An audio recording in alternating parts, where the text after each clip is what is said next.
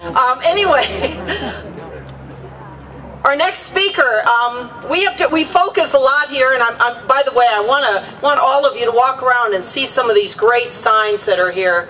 I'm just always awestruck by our wonderful signs that really drive home the point. And for those of you, I think Bill mentioned, if you haven't seen the Blade today, our billboards are in the Blade. So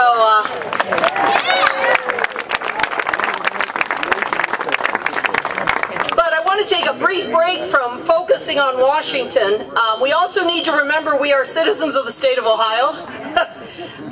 Our representatives in Columbus are critically important to preserving our rights under the Constitution. Our next speaker is a candidate for the 11th House District in Ohio. He is currently one of the few conservative voices on Toledo City Council, as you can imagine. He is stepping up to lend his voice to controlling spending and reducing taxes in Ohio. Let's welcome the next representative to the Ohio House 11th District, Tom Waniewski. Thank you very much. Thanks, Linda. And you know, I personally want to thank Linda, Bill Zahari, Jeff Lighty for all that you guys have done to organize this month after year after year.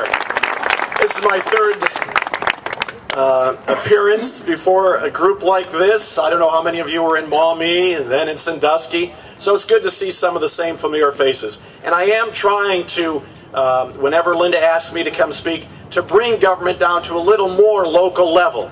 Yes, we need to get Rich Hyde elected to Congress, but there's some things that we need to do on a state level. We need to change the culture of government, and I've said that many times.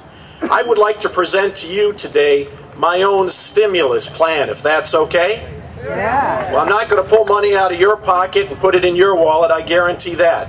My plan is to educate you with a few facts, so that then you are stimulated in November to go out and change the culture of government. We can no longer do what we've been doing. We can no longer go down the path that we've been going down. And this crosses all party lines. You need to go out and tell your Democrat, Republican, and Independent friends to go out November 2nd to change the culture of government. Do you realize just 4 months from today, 4 months from right now, we will be opening up our paper or turning on the TV to find out if we were successful in changing the culture of government. And I hope it's positive news come November 3rd. On the state level, we can no longer go down the path we've been going. We face an $8 billion deficit. And that deficit has been promulgated by this so-called stimulus money that will run out by 2011. $8 billion. By 2011, 1 in every 5 Ohioans will be on Medicaid. We can no longer sustain that. We spend more money to incarcerate in Ohio than to educate in our post-secondary education. Our kids today know more about Lady Gaga than Lady Liberty, and that is wrong.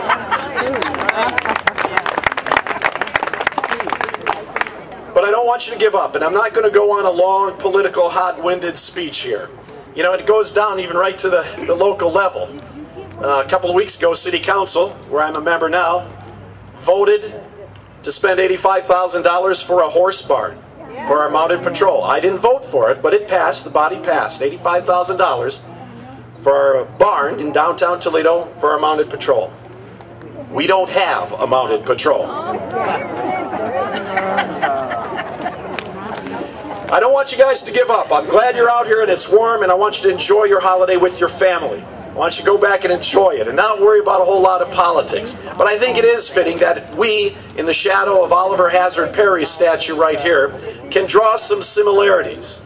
If you know your history, Commodore Perry was commanding the Battle of Lake Erie to keep the British, the oppressive government of the British, away from us.